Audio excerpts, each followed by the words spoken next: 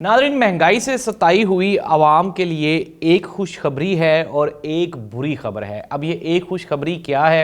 ये जो खुशखबरी है ये खुसूसी तौर पे सरकारी मुलाजमीन के लिए है और जो बुरी खबर है वो ओवरऑल तमाम पाकिस्तानियों के लिए है।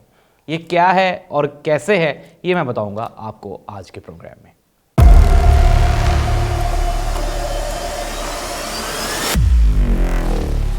औज़ुबिल्लाहिमिनश्शैतानिर्रजीम, बिस्मिल्लाहिर्रहमानिर्रहीम, अल्लाहुम्मा सल्लि अला मुहम्मदिन व आलि मुहम्मद। करोड़ों दरूद व सलाम हज़रत मोहम्मद मुस्तफ़ा सल्लल्लाहु अलैहि वसल्लम पर, आप सल्लल्लाहु अलैहि वसल्लम की आल पे। ज़ाहिद अब्बास नकवी ऑफिशियल पे खुशामदीद। नाज़रीन, पाकिस्तान में गुज़श्ता वैसे तो अगर हम बात करें तो जब से पाकिस्तान बना है आवाम के हालात बुरे ही रहे हैं, लेकिन कभी कभार कुछ अच्छे हालात भी आ जाते हैं। तो गुज़श्ता 10 महीने से जो मौजूदा गवर्नमेंट है इसने तो पाकिस्तानियों को एक एक करके ऐसी ऐसी ख़तरनाक और बुरी खबरें दी हैं कि जिससे इंसानों का, पाकिस्तानियों का जीना मुहाल हो गया है। गुज़श्ता दिनों एक चीज़ जो कि डिस्कस हो रही थी वो ये थी कि सरकारी मुलाजमीन और जो पेंशन होल्डर्स हैं उनकी तनख्वाहों में कमी की जा रही है या मे बी उनकी तनख्वाहें एक एक महीने की रोकी जा रही हैं।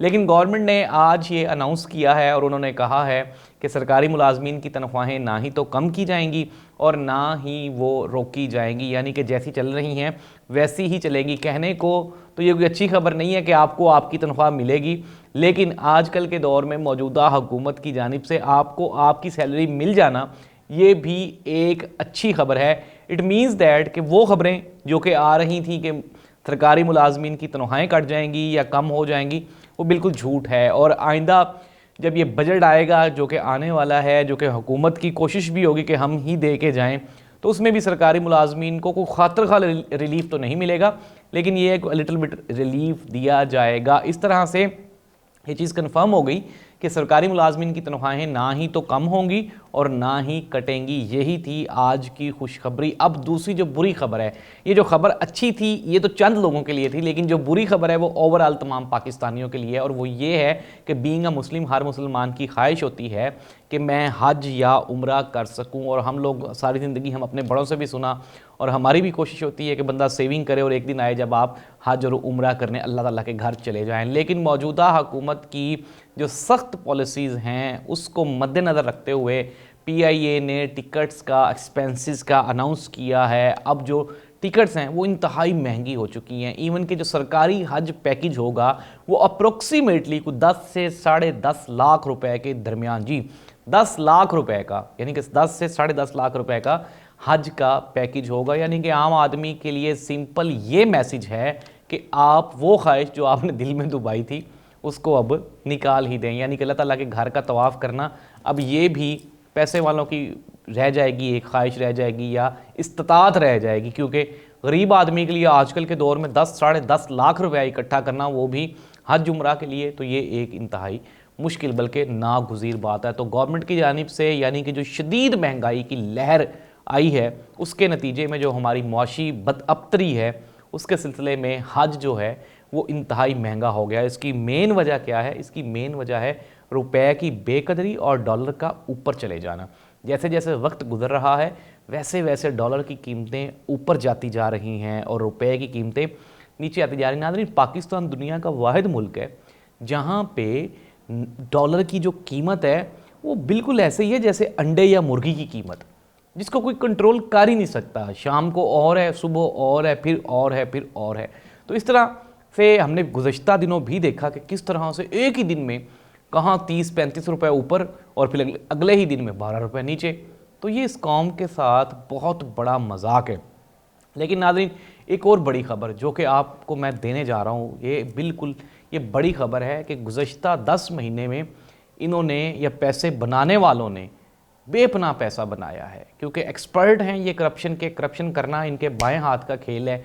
चीज़ों को ऊपर नीचे लेके जाना और सबूत भी ना छोड़ना, ये इनके ज़री सी बात है, वो बाएं हाथ का खेल है, तो ये बआसानी कर सकते हैं। तो 10 महीने में पाकिस्तान का जो बेड़ा गर्क हुआ है, जितना डॉलर यहाँ से अफ़गानिस्तान गया है और फिर ये जो डॉलर की फ्लक्चुएशन जो होती है ऊपर नीचे, इसमें बिलियन ऑफ रुपीज़ जो हैं वो बना लिए गए हैं। इसहाक डार साहब को पाकिस्तान लाने का सबसे अहम रीज़न, वजह यही थी कि सारी की सारी फाइल्स, सारे के सारे सबूत, डॉक्यूमेंट्री प्रूफ्स वो सारे के सारे इसहाक डार साहब के पास थे और इसहाक डार साहब को पता था कि कहाँ कहाँ पे मैनिपुलेशन की गई है और उसको किस किस तरह से अब दोबारा दोहराना है, और अपने केसेस कौन कौन से वो केसेस जिनको ख़त्म करवाया जाना चाहिए वो कौन कौन से केसेस हैं। मरीम नवाज़ साहिबा इसलिए अब पाकिस्तान मुस्लिम लीग नून और पाकिस्तान तहरीक इंसाफ, पाकिस्तान मुस्लिम लीग नून की मरकज़ी क़यादत जो है वो क्या कर रही है, वो मुआजना शो कर रही है पाकिस्तान तहरीक इंसाफ और नून लीग का कि हमारे दौर में महंगाई कम हुई, पीटीआई के दौर में ज़्यादा हुई, और ये जो सारे के सारे 10 महीने हैं ये भी मेरा ख्याल है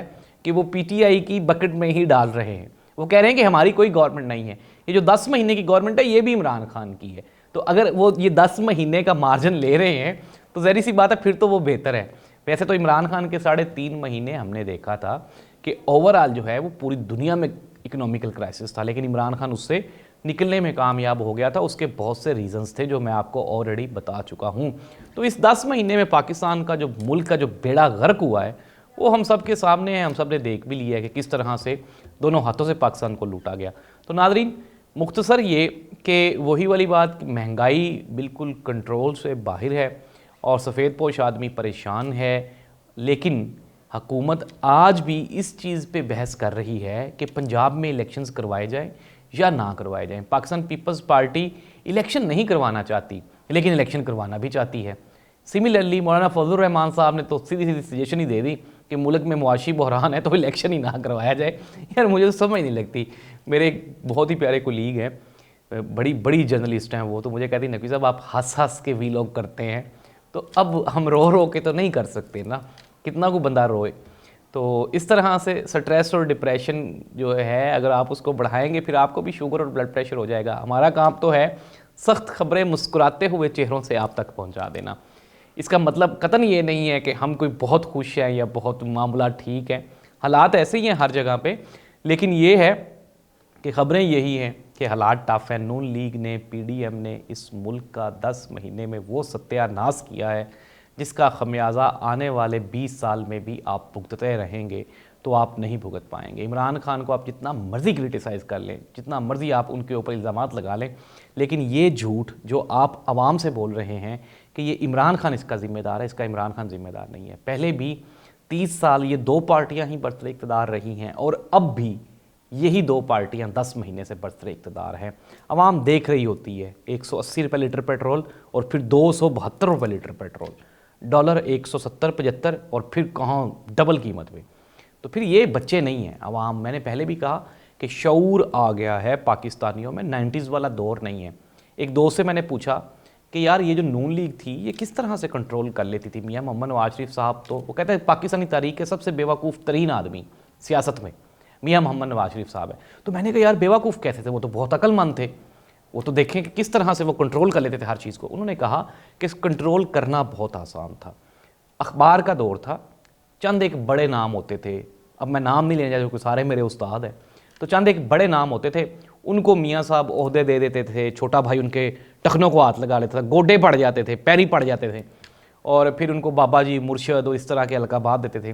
फिर उनको इंटरटेन भी किया जाता था, जैसे कि हमारे उस्ताद मोहतरम हैं, उन्होंने भी बहुत ज़्यादा इंटरटेन हुए हैं वो भी इन तमाम चीज़ों से। तो बड़े सहाफ़ी थे, सीनियर बाबे थे, उनको मुश्किल से 10, 20, 25 लोग होते थे, उनको कंट्रोल कर लिया जाता था, फिर आगे वही परसेप्शन कायम कर रहे होते थे जिसके तहत मियाँ मोहम्मद नवाज शरीफ साहब को आसानी हुई और वो ये परसेप्शन कायम करने में कामयाब हो गए कि मुल्क अच्छा है। अदरवाइज़ मुल्क अच्छा नहीं था, नुकसान तब भी हो रहा था। अब क्या हो गया, अब डिजिटल मीडिया का दौर है, हर बंदे के हाथ में मोबाइल है। खबर मेन स्ट्रीम मीडिया पे, अखबार में 2 दिन के बाद चलती है, मोबाइल पे फ़ौरन चल जाती है। तो नादरीन, शफाफियत का दौर है और अल्हम्दुलिल्लाह आवाम बेवकूफ़ नहीं है। अपने मेज़बान ज़ाहिद अब्बास नकवी को इजाज़त दीजिए। अल्लाह हाफ़िज़।